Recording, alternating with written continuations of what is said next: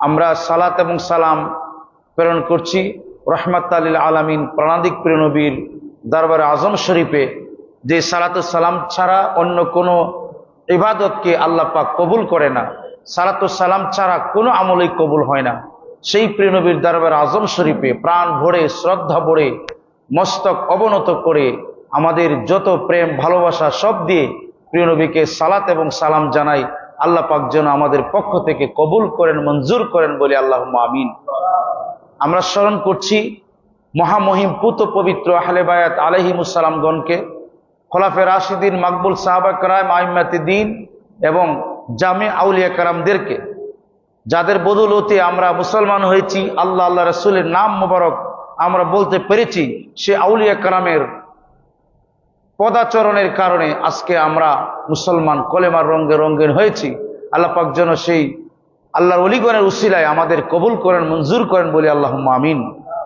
আমার বন্ধুরা, জিলহজ মাস প্রায় শেষের দিকে, সামনে জুম্মা হতে আমরা আর পাবো না জিলহজ মাস। তো এই জিলহজ মাসের অত্যাধিক ফজিলত এবং অত্যাধিক একটি গুরুত্বপূর্ণ দিক আছে। সেই দিকটি হলো, এই জিলহজ মাসে হাজিরা হজ করার পরে অনেকে ফেরত আসে বাড়িতে, অনেকে প্রিয় নবীর দরবারে যায়। অনেক আলেমরা, আগেকার অনেক আলেমরা এবং বর্তমানে হক্কানি ওলামারা, ওনারা হজকে শুধু একটি ট্রেডিশন মনে করে, আল্লাহর যে ফরজ যে তার উপরে দিছে এটা মনে করে করে, কিন্তু মনের তামান্না হচ্ছে প্রিয় নবীর সাথে সাক্ষাৎ করা। বলেন সুবহানাল্লাহ। প্রিয় নবীর মদিনাকে দেখা, কত কবি, কত সাহিত্যিক, কত পণ্ডিত, কত শায়ের প্রিয় নবীর সবুজ গম্বুজ নিয়ে কবিতা লিখেছে। প্রিয় নবীর সবুজ গম্বুজের দিকে তাকিয়ে তাকিয়ে তাদের শেষ নিঃশ্বাসটুকু এই জমিন থেকে তারা চলে গেছে জান্নাতের বাগানে। বলেন সুবহানাল্লাহ। প্রিয় নবীর আশেক, প্রিয় নবীর এত পাগল প্রিয় নবীর জন্য। এই প্রিয় নবীর মদিনা শরীফ এমন একটা বারগাজিদা শহর। রাহমাতুল লিল আলামিন ইরশাদ করেছেন যে দাজ্জাল পৃথিবীর সমস্ত জায়গায় যাবে, কিন্তু মক্কা এবং মদিনায় দাজ্জাল প্রবেশ করতে পারবে না। বলেন সুবহানাল্লাহ। এটা কি চিন্তা করে দেখছেন দাজ্জাল কি? এবং মক্কা শুধু আপনার হেরেম শরীফ একেবারে কিছু জায়গা এরিয়া, কিন্তু মদিনায় অনেক জায়গা পর্যন্ত হেরেম শরীফ। যদিও বর্তমান এই ইহুদির গোষ্ঠীরা এরা এই হেরেম শরীফ কমাই দিছে। কিছুদিন আগে সে গাড়ি নিয়ে দেখলাম মসজিদে নববীর পাশ পর্যন্ত চলে গেছে। বলেন না নাউজুবিল্লাহ। অথচ সেই মদিনা শরীফের মাঝে বড় বড় ইমামগণ, সাহাবা কেরামগণ জুতা পর্যন্ত ব্যবহার করছে না, তারা হামাগুড়ি দিয়ে হাঁটছে। কি জানে প্রিয় নবীর সাথে বেয়াদবি হয়। বলেন সুবহানাল্লাহ। 7 দিন পর্যন্ত বড় বড় আল্লাহর ওলিগণ, মহান ইমামগণ, হাদিস বিশারদগণ 7 দিন পর্যন্ত তারা পেশাবই করছে না। বলেন না সুবহানাল্লাহ। কেন? কারণ যদি কোন জায়গায় পেশাব করবে বেয়াদবি হয়ে যায়, ওরা অনেক দূরে গিয়ে সেরা পেশাব করে তারপরে আবার মদিনায় প্রবেশ করছে। বুঝতে পেরেছেন আমার বন্ধুরা? এজন্যই মদিনার অলিতে গলিতে আপনি দেখবেন, যদি যান এখনো মানুষ আস্তে আস্তে কথা বলে। রোজা থার শরীফের, দরবার আজম শরীফের সম্মানে মানুষের মাথা নত হয়ে যায়। বলে কেন? কারণ আল্লাহ রসুল রাহমাতুল লিল আলামিন সাল্লাল্লাহু আলাইহি সাল্লামকে আল্লাহ বলছেন, বন্ধু আপনি বলুন যে আপনি যদি পর্দা করেন, পর্দা করার পরে আপনি যেখানে থাকেন সেটা সেন্টার, সেটা আমার আরশে আজিম থেকে আরো বড়। সুবহানাল্লাহ বলবেন না? এই জন্য আল্লাহ বলছেন যে ওয়ালাউ আন্নাহুম ইযলামু আনফুসাকুম জাউক, যদি আপনার কোনো উম্মত অত্যাচার করে, নিজের সাথে অন্যায় করে, অপরাধ করে, নিজের নফসের সাথে জুলুম করে, জাউকা একেবারে আপনার কাছে যেন চলে আসে। সুবহানাল্লাহ বলবেন না? গুনাহ করলে, অপরাধ করলে কোথায় যাওয়ার কথা বলছে আল্লাহ? তো আপনারা যদি বলেন আল্লাহর কাছে যাওয়ার জন্য, আল্লাহ তো বলছে আমার রাসূলের কাছে যাও গুনাহ করলে। কোরআনে আছে তো, সূরা নিসার 40 নং আয়াত, যদ্দূর মনে পড়ে। তো এই কোরআনে পাকে আল্লাহ বলছে, যদি তোমরা অত্যাচার করো, অন্যায় করো, গুনাহ করো, তো কই যাও? আল্লাহর দরবারে যাও নাকি? আল্লাহর কোনো দরবার আছে নাকি মিয়া? তো আপনারা ভুল বলেন যে আল্লাহর পথ। আল্লাহর আবার পথ কি? আল্লাহর পথ মানে আল্লাহ পথটারে অনুসরণ করে না, আল্লাহর কোনো পথ নাই। প্রিয় নবীর পথটাই আল্লাহর পথ। বলেন না সুবহানাল্লাহ। আল্লাহর কোনো পথ আছে? তে পথ থাকলে তো আল্লাহর চিহ্ন হয়ে গেল। আল্লাহ বলে লাইসা কামিসলিহি শাইউন, আমাকে কল্পনা করতে পারে না, আমাকে একেবারেই ধারণা করতে পারে না, আমাকে পরিবেশন করতে পারে না, এই সৃষ্টি জগতের কারোই ক্ষমতা আমি দিছি না। তা আপনি বলেন যে আল্লাহর পথ আছে? না, আল্লাহর কোনো পথ নাই। প্রিয় নবী যেদিকে, আল্লাহর পথটাই সেদিকে। বলেন সুবহানাল্লাহ। তো আমার বন্ধুরা, আল্লাহ পাক ডাইরেক্ট কোরআনে বলছে, ওয়ালাউ, যদি আন্নাহুম, তোমাদের মাঝে কেউ ইজ্জালামু, জালেম হয়, অপরাধকারী হয়, গুনাহ করে, ইভেন শিরিকও যদি কেউ করে, তাহলে কি করতে হবে? জাউকা, যেন আপনার দরবারে চলে আসে। সুবহানাল্লাহ বলেন। এখন জাউকা দ্বারা, এখন প্রশ্ন, আপনারা ভালো করে শুনবেন, এগুলি শোনার বিষয়, যে কোরআনের যে আয়াত আল্লাহ নাজিল করছে, এটার যে অ্যাকশন, এই কোরআনের যে আয়াতের কার্যকারিতা, এই ক্ষমতা, এটা কি নষ্ট হয়ে গেছে না কিয়ামত পর্যন্ত আবাদুল আবাদ থাকবো কিনা? যদি কিয়ামত পর্যন্ত থাকে, যে আয়াতে কারিমার মাফহুম বুঝুনি, তার অ্যাকশন, এই অ্যাকশনটা থাকবে না? তা আপনি যদি বলেন না, এটা নবী যখন জাহিরি হায়াতে ছিলেন তখন আল্লাহ বলছে, এখন না, তাহলে আপনি কাফের বলে। তখন বলতে এখন কি কোরআন আয়াতের কার্যকারিতা নাই? তাহলে এখন আপনি একটু চিন্তা করেন, আপনার চিন্তা জগতে একটু চিন্তাশীল হন, যে আমাদের ইমাম সাহেব কি বলছে, এটা যে যদি কোনো কি অত্যাচার করে, গুনাহ করে, অন্যায় করে, আল্লাহ কোরআনে বলছে, আমরার কথা না, যে নবীর দরবারে চলে যাওয়ার জন্য। আরেক মৌলানা ওয়াজ করলো আল্লাহর দরবারে যাইতো। ব্যাপারটা কি? এই দুইজনের মাঝে কন্ট্রাডিকশন লাগলো না? কি বলেন, লাগছে না? এখন আমার প্রশ্ন, যে ওই লোককে কোরআন হাদিস ভালো করে পড়ছে না, আর আপনি বলবেন আপনি পড়ে নাই, আমরা গেলে কয় আপনারা পড়ছেন না। তাহলে আপনি কি করবেন? আপনার মনকে জিজ্ঞাসা করবেন, কোরআন হাদিস তো আপনারাও কিছু শুনতেছেন, ওয়াজ শুনতেছেন, ঠিক না? আপনি চিন্তা করে নিতে হবে যে ব্যাপার কানা কি, যে আল্লাহরে তো ধরা যায় না, ছোঁয়া যায় না, আল্লাহর পথ হইব কেমনে, আল্লাহর মত হয় কেমনে? আবার মত হইলে তো একটা মানে কল্পনা চলে আসলো, তো প্রিয় নবীর মতই আল্লাহর মত, প্রিয় নবীর পথটাই আল্লাহর পথ। সুবহানাল্লাহ বলবেন না? তাহলে আমাকে প্রিয় নবী রাহমাতুল আলামিনের দিকে যেতে হবে। আল্লাহ বলছে, যদি তোমরা গুনাহ করো, জালেম হও তোমরা, তাহলে যাউকা, আমার বন্ধুর দরবারে চলে আসো। সুবহানাল্লাহ বলবেন না? ফাস্তাগফিরুল্লাহ, যে তখন আমার বন্ধু কি করবে জানেন? ইস্তেগফার করবে। ইস্তেগফার মানে কি? এক শ্রেণীর মৌলানা বলে ইস্তেগফার মানে নবী গুনাহ করছে এজন্য ইস্তেগফার করে। বলেন না নাউজুবিল্লাহ মিন যালিক। এই ইস্তেগফারটা আমাদের জন্য করবে, হ্যাঁ? কার জন্য? আমাদের জন্য। অতএব যদি আপনার উম্মতগণ আপনার দরবারে চলে আসে এবং তারা যদি মানে ইস্তেগফার করে, ক্ষমা চায় আপনার দরবারে এসে, আর আমি রাসূল সাল্লাল্লাহু আলাইহি সাল্লাম আল্লাহর দরবারে তাদের জন্য সুপারিশ করব, তখন আল্লাহ রাব্বুল আলামিন বলেন যে তাওয়াবার রাহিমা, তখন আমাকে তাওবাকারী হিসাবে, রহিম হিসাবে, বরকতময় হিসাবে, আমাকে রহমান হিসাবে পাবে। বলেন সুবহানাল্লাহ। তো কার জন্য পাইব রহমত বরকত হিসাবে? প্রিয় নবীর জন্য। কার জন্য? প্রিয় নবীর জন্য। সুবহানাল্লাহ বলেন। তাইলে আমাদের এই জীবনটা আমরা কোন পথে পরিচালিত করব? আজকের সেই বর্তমান যুগে আপনি দেখবেন যে মানুষ অত্যাধুনিকতা ফলো করতে করতে প্রিয় নবীর সুন্নত ভুলে যায়, প্রিয় নবীর প্রেম আদর্শ ভুলে যায়। হ্যাঁ, যে বন্ধু বান্ধবের কারণে, কেউ বিয়ে শাদীর কারণে, কেউ দেখবেন কেউ রাজনীতি দলের কারণে। কিন্তু আপনার রাজনীতি দলের মানুষ যদি আমার প্রিয় নবীর পক্ষে না হয়, তাকে 1 কোটি বার তালাক দিবেন। আপনার বন্ধু যদি প্রিয় নবীর পক্ষে না হয়, তাকে কোটিবার ছেড়ে দিবেন। আপনার মানে ফ্যামিলির মানুষও যদি আপনার প্রিয় নবীর পক্ষে না হয়, তাদের পক্ষে আপনি যাওয়া যাবে না। সুবহানাল্লাহ বলবেন না? আপনি যাবেন না তাদের পক্ষে, কারণ আমার প্রিয় নবী আমার জন্য সবকিছু। সবকিছু নয়। আসেন মদিনা শরীফের বিষয়ে। প্রিয় নবী রাহমাতুল লিল আলামিনকে আল্লাহ বলছেন, বন্ধু কিয়ামত পর্যন্ত তো আপনার দরবারকে আমার দরবার হিসেবে ঘোষণা করলাম, আমাকে তো তারা পাবে না, তাহলে তারা কোথায় যাবে? গুনাহ করলে, অন্যায় করলে আপনার দরবারে চলে আসবে। এখন বলবেন যে আমরা তো গরিব মানুষ, অনেকে মদিনায় কিভাবে যাব? ঠিক না? প্রতিদিন কি যাওয়া সম্ভব? আমরা তো গুনাহ অত্যাচার করতেছি। তাহলে আপনার জন্য আরো বেশি সুবর্ণ সুযোগ আছে।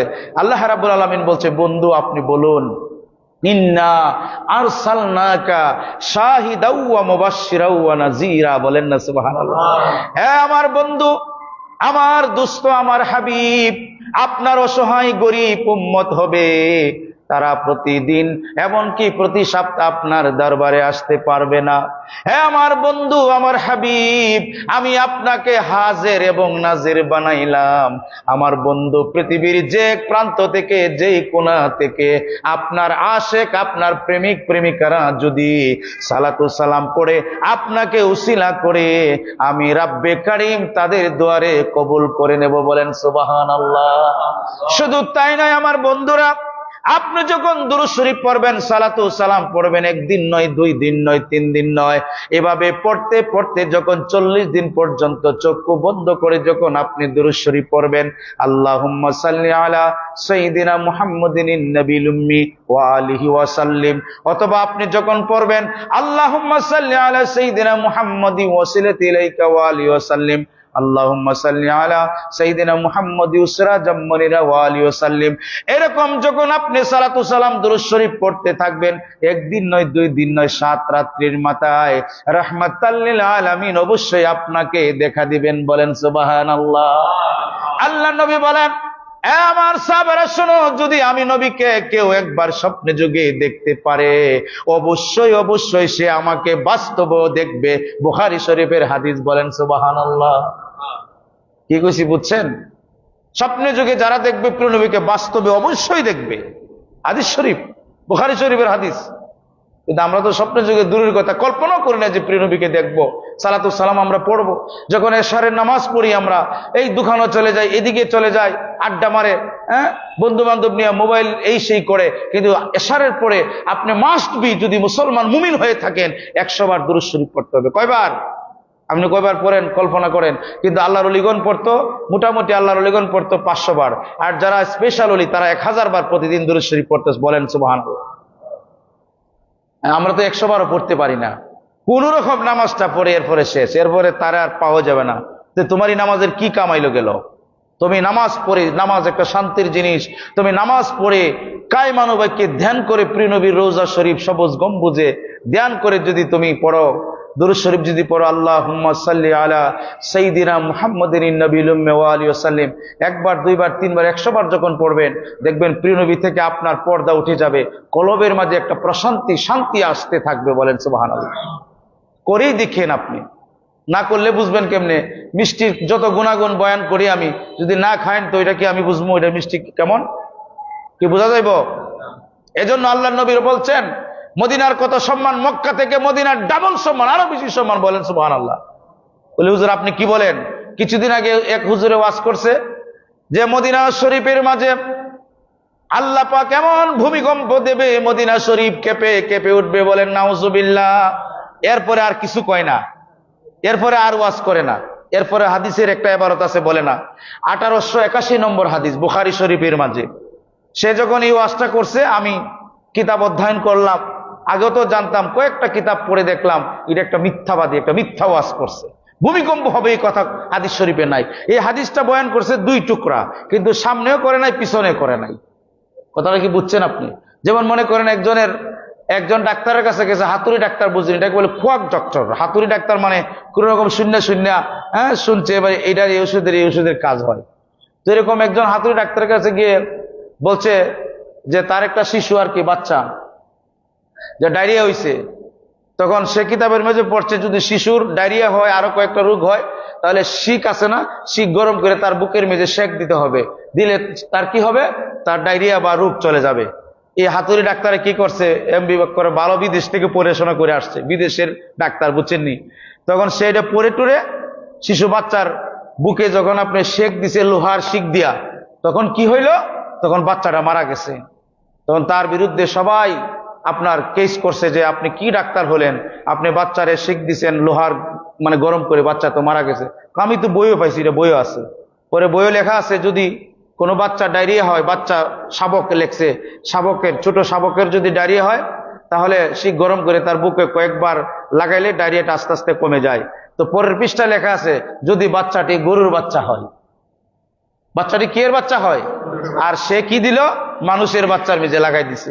তো আমি রিসার্চ করে দেখলাম, এগুলি তো গরুর ডাক্তার। হাদিস শরীফটা হচ্ছে এমনে যে আপনার হাদিস শরীফটা ওয়ান আনাস ইবনে মালিক রাদিয়াল্লাহু তাআলা আনহু আনিন নবী সাল্লাল্লাহু আলাইহি ওয়াসাল্লাম, আনাস রাদিয়াল্লাহু তাআলা থেকে বর্ণিত, প্রিয় নবী রাহমাতুল লিল আলামিন সাল্লাল্লাহু আলাইহি ওয়াসাল্লাম ইরশাদ করেন যে লাইসা মিন, প্রিয় নবী বলেন যে লাইসা মিন বালাদিন সাইয়াতুহু দাজ্জালু, এমন কোন শহর নাই, এমন কোন জায়গা নাই যেই জায়গার মধ্যে দাজ্জাল প্রবেশ করবে না, ইল্লা বি বাক্কাতা ওয়াল মদিনাতা। হাদিস শরীফটা হচ্ছে এভাবে, কেবলমাত্র মক্কা এবং মদিনায় ছাড়া আর সব জায়গায় দাজ্জাল প্রবেশ করবে, মানুষকে মারবে, খুন করবে, এই জায়গায় ছাড়া প্রবেশ করতে পারবে না। কেন পারবে না? তার কারণ হচ্ছে এই পারবে না এই কারণেই যে এই সমস্ত জায়গার মাঝে সুম্মা তার জাফুল, এই সমস্ত মদিনার প্রত্যেকটি জায়গার মধ্যে যে ইল্লা আলাল মালাইকাতু সাফিন, সমস্ত মালাইকা ফেরেশতাগণ, বড় বড় ফেরেশতাগণ মদিনার রাস্তার মাঝে পাহারা দিবে, দাজ্জালকে ঢুকতে দেবে না। বলেন না সুবহানাল্লাহ। দাজ্জালকে কি করতে দিবে না? ঢুকতে দিবে না। তারপরে বলছে যে কি, দাজ্জালকে যখন ঢুকতে দেবে না, যে সুম্মা তারজিফুল বি আহলিহা সালাসি রাজাফাত, এই কথাটা হচ্ছে হাদিসের শেষ এবারত, যে মদিনার মাঝে 3 বার মদিনা শরীফ কেঁপে উঠবে। কয়বার? এখন রাজাফাত শব্দের অর্থ হইল কেঁপে ওঠা, আর জিলজাল অর্থ হইল কিয়ামত ঘটা বা ভূমিকম্প হওয়া, অথবা সালসালা অর্থ হইল ভূমিকম্প। মানে প্রত্যেকটার অর্থ আছে না, কি বলেন না? অর্থ ছাড়া আপনি বিভিন্ন বাংলায় শব্দ দেখেন অনেক অর্থ আছে। যেমন আমরা বলি সাগর, সাগরের আরেকটা অর্থ আছে অর্ণব, হ্যাঁ, সমুদ্র, এগুলি হচ্ছে সমার্থক শব্দ, বুঝতে পারছেন? তারপর একটা অর্থের সাথে আরেকটা অর্থ যায় না। যায় কি? আমরা ইংলিশে ছাত্রদেরকে পড়াই যে আই সি এ বার্ড, আমি একটি পাখি দেখি। এখন আমি যখন টেলিভিশন দেখি তখন আই সি টেলিভিশন বলা যাবে? সি অর্থ দেখা, টেলিভিশন অর্থ দেখা বলা যাবে না। কেন? কারণ টেলিভিশনের ক্ষেত্রে তখন ওয়াচ ব্যবহার হবে, যে আই ওয়াচ টেলিভিশন, আমি টেলিভিশন দেখি। ওয়াচ শব্দের অর্থ হলো মনোযোগ দিয়ে, যেটা ডাইভার্সন হয় না মনটা, যেটা মনোযোগ দিয়ে দেখা হয়, যেটা একেবারে আকর্ষিত হয়ে দেখা হয়, এটাকে ওয়াচ বলে। চোখের পলকও আমার পড়ে না। আর পাখি দেখলে তো এখন দেখছি তখন দেখছি না, ঠিক না? দেখা দুইটি শব্দ, কিন্তু বিভিন্ন ক্ষেত্রে বিভিন্ন শব্দ লুগাতে বিভিন্ন অর্থ বিভিন্ন জায়গায় ব্যবহার করা হয়। কথাটা কি বুঝতে পেরেছেন? যেমন আপনারা আরো বুঝবেন যে অনেক সময় দেখা যায় কি, এই কাফির, কাফের অর্থ হচ্ছে যারা ইসলাম থেকে বিচ্যুত অস্বীকার করে। আবার যারা কৃষক তাদেরকেও কাফের বলা হয়। এখন আপনি বলবেন হুজুর কি গো? হ্যাঁ, এটা আরবি বড় ব্যাকরণের কায়দা। কাফের শব্দ তো ঘুরে লাওয়ান, ঘুরে ফেলা। তো কৃষকরা তো ধান রোয়ার সময় ঘুরে নেয় ফেক দিয়ে, জন্য এদেরকে কাফের বলা হয়। বুঝতে পেরেছেন? আর দিনের ব্যাপারে আল্লাহ এবং রাসূলের বিধান অস্বীকার করলে এটারে কাফের বলা হয়। তো এই কাফের আর এই কাফের এক কিনা? তো এই মোল্লা বলছে যে মদিনা শরীফের মাঝে অনেক ভূকম্প হবে, মদিনায় কেঁপে উঠবে, এই সেই না। এখানে লেখা আছে যে এটার অর্থ হচ্ছে রাজাফাত, অর্থ হচ্ছে মদিনায় 3 বার কেঁপে উঠবে। কেন কেঁপে উঠবে মৌলানা পরের হাদিস বলে না। ওই যে বললাম, যদি বাচ্চাটি কি হয়, গরুর বাচ্চা হয়, পরের এবারতের মিজা আছে যে ফায়ুখরিজুল্লাহু কাফিরিনা ওয়া মুনাফিকিনা, মদিনায় 3 বার কেঁপে উঠবে। এই কারণেই, কারণ মদিনা থেকে যত আবর্জনা, ময়লা, কাফের মুনাফিক আছে, এদেরকে বের করে দেবে মদিনায়। কারণ সামান্য যখন মদিনায় কেঁপে উঠবে, এদেরকে বের করার জন্য এরা ভয় পাবে যে মাগো মদিনায় হয়তো ভূমিকম্প হইব, আল্লাহর গজব পড়বো, এজন্য মদিনা থেকে বাইরে বলেন নাউজুবিল্লাহ। আর ইমানদাররা জানে যে মদিনায় কোনো প্লেরুক হবে না, মদিনায় কোনো খারাপ হবে না, মদিনায় দাজ্জাল ঢুকবে না, এজন্য মুমিনরা মদিনায় থাকবে। আর কাফের এবং মুশরিকরা বের হয়ে যেন যায়। ফায়াখরিজুল্লাহু কুল্লা কাফিরিন ওয়া মুনাফিকিন, কাফের এবং মুনাফিক যেন বের হয়ে যায়, এজন্য মদিনায় কেঁপে উঠবে 3 বার। বলেন সুবহানাল্লাহ। হাদিসও কইছি কি আর মোল্লাও কইছি কি? কথাটা বুঝতে পেরেছেন আপনারা? এটা ইন্টারনেটও আছে, ওয়াজও আছে। কিন্তু যুবক ভাইরা আপনারা শুনেন, আপনারা মোবাইল টিপলে অনেক সময় কাছে আসবে, এগুলি আমরা জবাব দিতে হয়। দেখেন এরা এ হাদিস কি আর হে বয়ান করছে কি। হাদিস নাম্বার হলো 1881 নম্বর হাদিস। আনাস ইবনে মালিক রাদিয়াল্লাহু তাআলা আনহু থেকে বর্ণিত, প্রিয় নবী রাহমাতুল্লাহ সাল্লাল্লাহু আলাইহি ওয়াসাল্লাম বলেন যে মা বাইনা বাইতি ওয়া মিম্বারি, আমার ঘর এবং আমার যে মিম্বর আছে, রাউদাতুম মিন রিয়াজিল জান্নাহ, এখানে রিয়াজুল জান্নাহ আছে। বলেন না সুবহানাল্লাহ। আর প্রিয় নবীর আমরা কবর বলতে নিষেধ করি কেন? আল্লাহ রাসূল বলছে যে আমার এটা হচ্ছে রওজা। বলেন না সুবহানাল্লাহ। বুখারীর হাদিস, এরা বুঝে না, কানা এরা। বুখারী শরীফের হাদিস বয়ান করছে আপনার সামনে, রাউদাতুম মিন রিয়াজিল জান্নাহ। এটা হচ্ছে রওজা শরীফ, সুবহানাল্লাহ বলবেন না? এই রওজা শরীফ। তারপরে প্রিয় নবী বলছে কি যে ওয়া মিম্বারি আলা হাউজি, আমার যেখানে মিম্বর আছে। হজ করতে গেছেন নি অনেকে আপনারা কেউ? ওই যে যেখানে প্রিয় নবীর মিম্বর শরীফ দেখছেন না? আল্লাহ রসুল বলছে যে ওয়া মিম্বারি আলা হাউজি, আর হাউজে কাউসার হচ্ছে আমার মিম্বরের উপর, মানে নিচে, বলেন না সুবহানাল্লাহ। প্রিয় নবীর যে মিম্বর শরীফ আছে না, এই নিচে হচ্ছে হাউজে কাউসার। আমি এখানে বসে বসে আমার গুনাহগার উম্মতদেরকে, আমার আশিকদেরকে আমি পানি পান করাবো, সুবহানাল্লাহ। এই জন্য এখানে গিয়ে বসে থাকবে, এটা জান্নাতের জায়গা। এই জায়গাটা প্রিয় নবী বলছে জান্নাত। জান্নাত আর কোথায়? এখানেই জান্নাত। প্রিয় নবীর দরবারটাই জান্নাত। এখান থেকে সারা জগৎ সমূহ আল্লাহ রসুল কন্ট্রোল করে।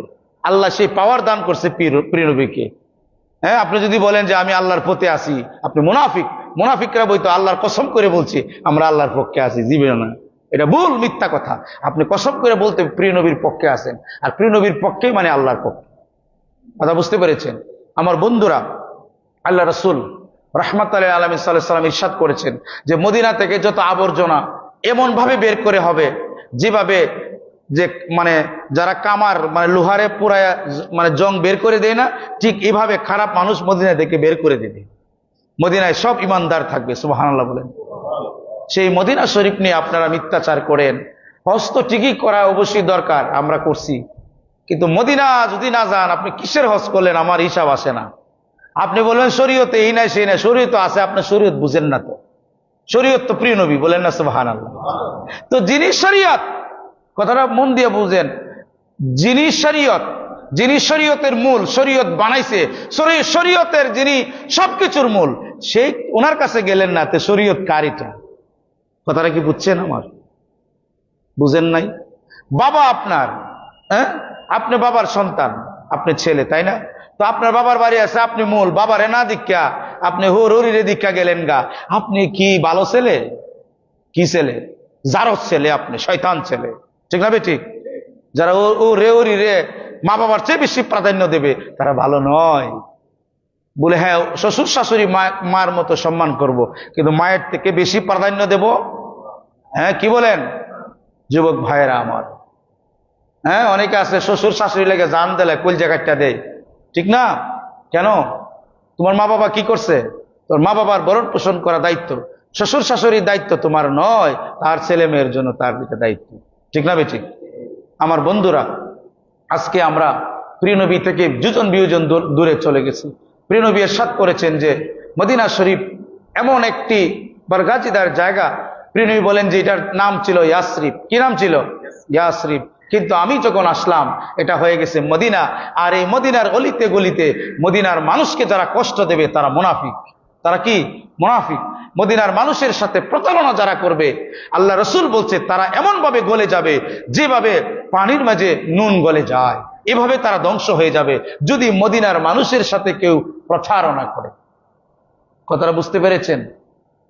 এত সহজ নয়। তাহলে মদিনার মানুষের যদি এত সম্মান হয়, মদিনা ওয়ালার কত সম্মান, সুবহানাল্লাহ বলবেন? আল্লাহু আকবার কাবীরা। মদিনা ওয়ালার কি সম্মান, তার কোনো ব্যাখ্যা করা শেষ করা যাবে? যাবে না। আমার বন্ধুরা, এজন্য সমস্ত কবি সাহিত্যিকরা পৃথিবীতে যত কবিতা লিখেছে প্রিয় নবীকে নিয়ে, আর কারণ সম্পর্কে লেখা তো দূরের কথা, কল্পনাও করা যায় না। প্রিয় নবীকে নিয়ে এত লেখা হয়েছে, সবুজ গম্বুজকে নিয়ে। সবুজ গম্বুজের দিকে আল্লাহর অলিগণ, নবীর প্রেমিকগণ তাকায় থাকে, আর এক শ্রেণীর ওই নবী বিদ্বেষীরা কয় ইয়া হাজ্জি মামনু মামনু বলে পশ্চিম দিকে দিয়া দেয়। হ্যাঁ, তোর পশ্চিম দিকের কি দাম আছে, তোর পূর্ব দিকের কি দাম আছে? নবী যেদিকে, এই দিকটি আমার দিক, এই দিকটা আমার আল্লাহ পাকের দিক, বলেন সুবহানাল্লাহ। তো ওই কস ইয়া হাজ্জি ফির আমারে কতবার বলছে, আমি তো একবার চোখ লাল করে, আমি তো মূর্খ জাহেল বেটা, আরবিতে কইছি, পরে আর কথা বলছে না। আপনি কি করেন? আমি তো মুআল্লিম, শিক্ষক। আচ্ছা আচ্ছা আচ্ছা, হয়ে সেরা চলে গেছে। সাধারণ মানুষ পাইলে এরা এগুলি করে। আপনি তর্ক করবেন, আরবি জানলে তারা পাওয়া ধরবো আপনার। আমি তো ডাইরেক্ট তার সাথে কথা বলছি, আমি তুই বেয়াদব, কি বলস যে আমি পশ্চিম দিকে থাকা, আমার নবীর দিকে তাকাই থাকবো বেটা, বেয়াদব থাকা। তোর আল্লাহ কোন দিকে আছে বল? আল্লাহর কোন দিক আছে? আছে। প্রিয় নবীর দিকটি আল্লাহর দিক, বলেন সুবহানাল্লাহ। আপনি কি মনে করছেন প্রিয় নবীর সম্মান? যখন ওই যে আপনার এখানে আল্লাহর ওলি সম্পর্কে আলোচনা করি না, আমার এক জায়গায় কমেন্ট করছে, ওই সব ফালতু ওয়াজ আপনি বন্ধ করুন। আমাকে বলে যে আল্লাহর ওলি সম্পর্কে যে ওয়াজ করি কইগুলি বলে ফালতু ওয়াজ। বলেন না নাউজুবিল্লাহ। আল্লাহর ওলিগণ সম্পর্কে ওয়াজ করলে যদি ফালতু হয়, তুমি ফালতু, তোমার 14 গোষ্ঠী ফালতু, তোমার জন্মটা ফালতু, ঠিক না বেটি? আল্লাহর ওলি আমাদের নিদর্শন, আল্লাহ পাকের নিদর্শন। আল্লাহর ওলি না থাকলে আমাদের কোনো দাম হয় না, ইসলামের অস্তিত্ব থাকবে না। থাকবে? তো এই ওহাবিটি নবী বিদ্বেষীটি গয়গুলি বলে ফালতু ওয়াজ, ফালতু আলোচনা। আমার যুবক ভাইয়েরা তো আল্লাহর ওলি বুঝুই না, তারা কলব সম্পর্কে জানেই না। বর্তমান যুগে যা চোখ দিয়ে দেখে মনে করে তা সত্য, তা মেনে নাও, আর সব মিথ্যা বলে নাউজুবিল্লাহ। এগুলি মনে করে না। আমার বন্ধুরা, আল্লাহ নবী রাহমাতুল লিল আলামিন প্রাণাদিক প্রিয় নবীর সাহাবী বলছেন, আল্লাহুম্মা রযুকনি শাহাদাতান ফি সাবিলিক।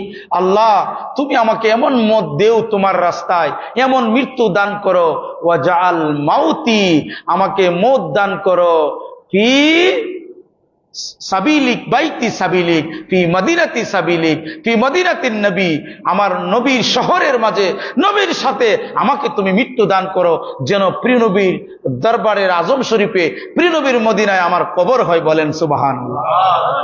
আর এই বুখারীর হাদিস, সাহাবা کرام বলছে,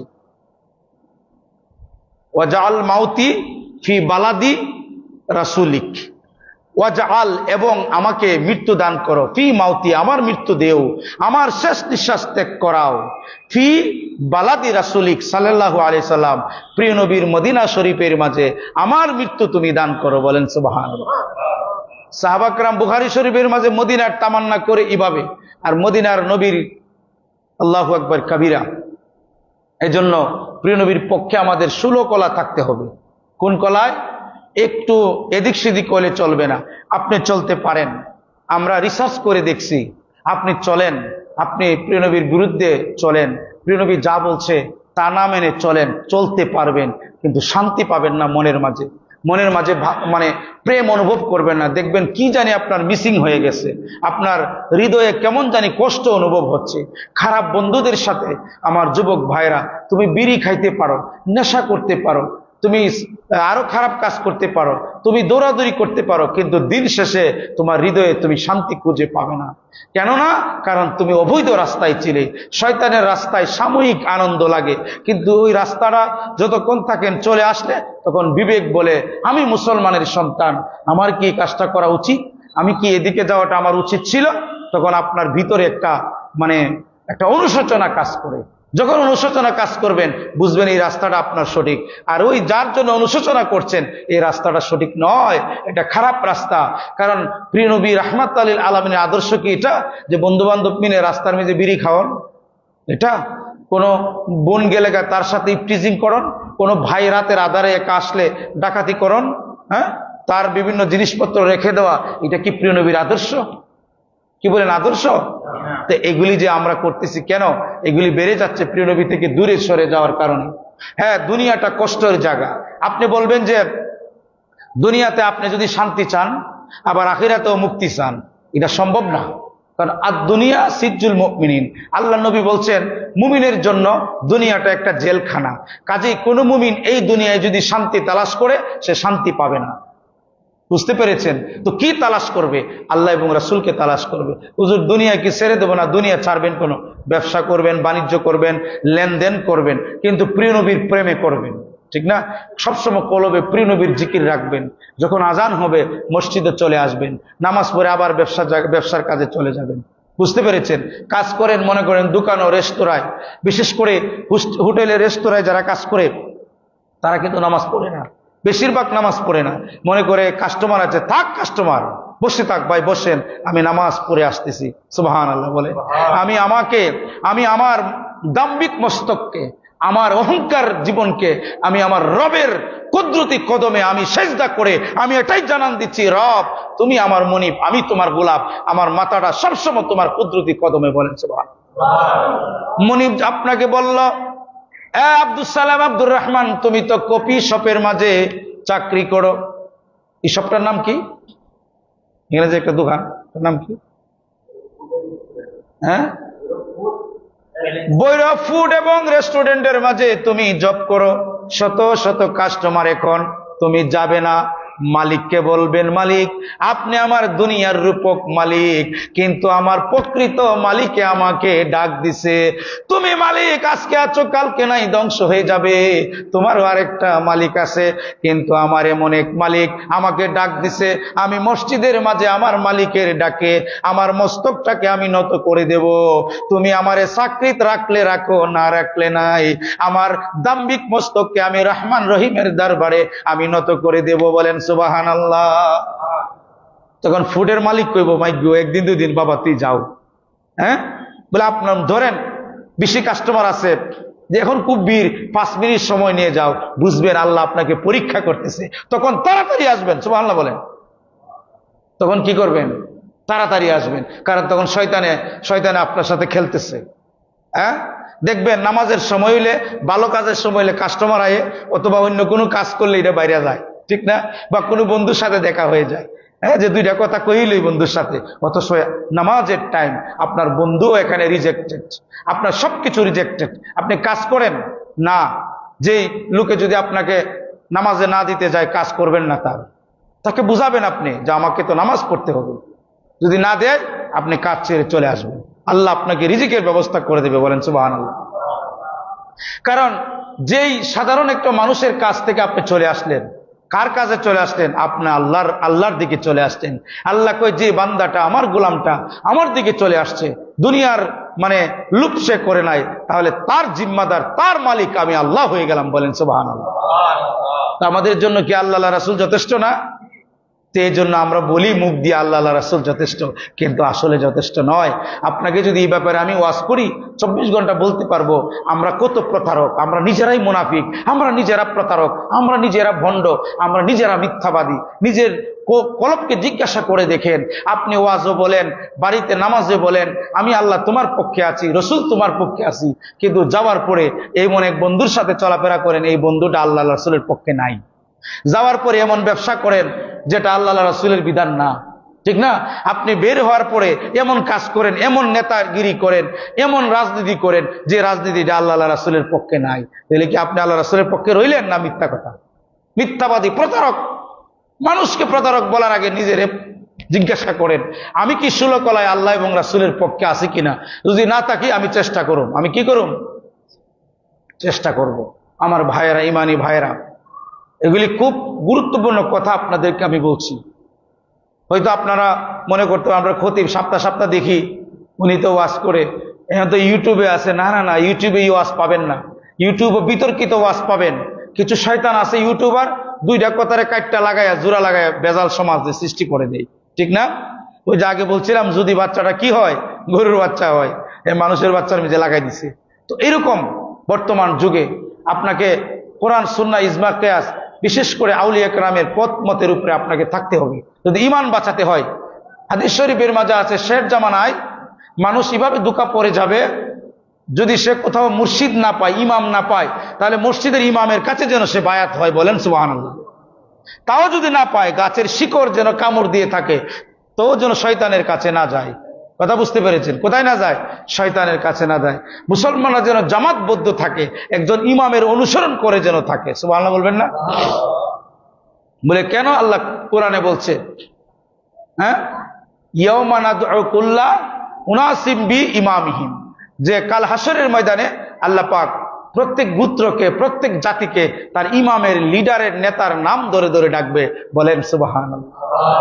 এখন যদি আপনার নেতা লেলিনের অনুসারী হয়, আপনার নেতা যদি ওই বন্ধুর অনুসারী হয়, আপনার নেতা যদি অমুকের অনুসারী হয়, তমুকের, ওই নেতার নাম ধরে যখন আপনাকে ডাক দিবে হাসরের ময়দানে, আপনি লজ্জিত হয়ে যাবেন, আপনি শরম পাবেন। আল্লাহ রাব্বুল আলামিনের মহান আলিশান দরবারে, মহান রেসালাতের দরবারে আজমে, প্রিয় নবীর দরবারে আপনার মাথাটা নিচু হয়ে যাবে। কারণ আপনি চেয়ে দেখবেন, আপনি যেই নেতাকে অনুসরণ করতেন, যে ইমামকে অনুসরণ করতেন, সে তো আসলেই নবীকে অনুসরণ করত না, সে আল্লাহর পক্ষে ছিল না, নবীর পক্ষে ছিল না। কাজে আপনি লজ্জিত হয়ে যাবেন। এজন্য আমার ভাইরা, আল্লাহ পাক সতর্ক করে দিয়েছেন যে ইয়াউমা নাদউ, আমি তোমাদেরকে আহ্বান করব, আমি তোমাদেরকে ডাকবো, তোমাদের প্রত্যেকের ইমামের নাম ধরে ধরে। যদি তোমার ইমাম আল্লাহ এবং রাসূলের পথে হয় তাহলে তোমার খুশনসিব, তুমি বেহেশতি, তুমি জান্নাতি। আর তোমার নেতা, তোমার লিডার যদি আল্লাহ এবং রাসূলের বিরোধী হয় তাহলে নেতার সাথে আল্লাহ পাক বলবে, যাও তুমি এবং তোমার নেতা সবচাইতে বড় জাহান্নামে তোমরা চলে যাও। কি হবে তখন আপনি আমার, যদি আপনার লিডার যদি নবীর বিরুদ্ধে থাকে? হ্যাঁ, বলেন হুজুর ইমাম সাহেব হিসাবে আপনারে তো বালা পাই। না না না, ভালোবাসলে চলবে না, আপনি প্রকৃত ইমামের অনুসরণ করতে হবে। কারণ আল্লাহ রাব্বুল আলামিনের হাবিব বলেন, প্রতি শতাব্দীতে আল্লাহ পাক মহান ইমাম পাঠান, মহান একজন রাহবার পাঠান, লিডার পাঠান। লিডার পাঠান, ইজাত লিডার না। সকালে 20 টাকা দিয়ে বিক্রি হয়েছে আর বিকালে আওয়ামী লীগ, সকালে বিএনপি, পরশুদিন জামাত, তরশুদিন জাতীয় পার্টি, এরকম লিডার নাই। ঠিক না বেটি? আবার যখন ধরে কোনা আমার কোনো দোষ নাই, এরপরে একদিন ফেসবুকে দেখলাম কি কুট ফুরাইয়া কয় আমি আর এই দল করতাম না। এটা কি সেই দল? না। আপনাকে যদি পুড়িয়ে ফেলে শতবার কোটিবার, তারপরে বলবেন আমি এই দলেই আছি, আমি প্রিয় নবীর পক্ষে আছি। বলেন সুবহানাল্লাহ। আর হে দুধ দিয়ে গোসল করে কয় ঈদল আর করতাম না। আমি নাম বলি না, ঈদল আর করতাম না, কারণ ঈদল তো এখন পাওয়ার নাই, এখন দুধ দিয়ে গোসল করছে। তার মানে বোঝা গেল, মানে একটু গ্রাম্য ভাষা বলি আর কি, বোঝা গেল এই মালটা ভালো না। মাল কি ভালো? এটা পচা মাল। কি মাল? এই মাল পরিবর্তন যোগ্য। কি যোগ্য? আবার যখন তার আবার প্রেমিক আইব তখন কইব নারী ইটা বালা না, ইটা বালা। যে মাল বালা না, পচা, এটার বদলে আরেকটা যায়, আবার গোসল করে চেঞ্জ করে, বোঝা যাইব এটার দলের মানুষের মধ্যে বেজাল আছে। কি আছে? যে আল্লাহ বলে আমি বেজাল যুক্ত জিনিস গ্রহণ করি না, আমি নিরেট, আমি তোমাদের ইমামের নাম ধরে ডাকবো, লিডারের নাম ধরে ডাকবো। তখন তুমি যাকে ফলো করছিলে সে যদি আমার পক্ষে না থাকে, নবীর পক্ষে না থাকে, তোমার উপায়টা কি হবে? তোমার এই জবাব কিভাবে দিবে তোমরা? আল্লাহ পাক যেন আমাদেরকে সঠিকভাবে আল্লাহ এবং রাসূলের পক্ষে থাকার তৌফিক দান করে, নির্ভেজাল ইসলামের মাঝে। কি ভেজাল? নির্ভেজাল ইসলামের মাঝে। আল্লাহুম্মা আমিন। আলহামদুলিল্লাহি রাব্বিল আলামিন। আসসালাতু ওয়াসসালামু আলা আলিহি ওয়া আসহাবিহি ওয়া বারাকা ওয়া সাল্লাম।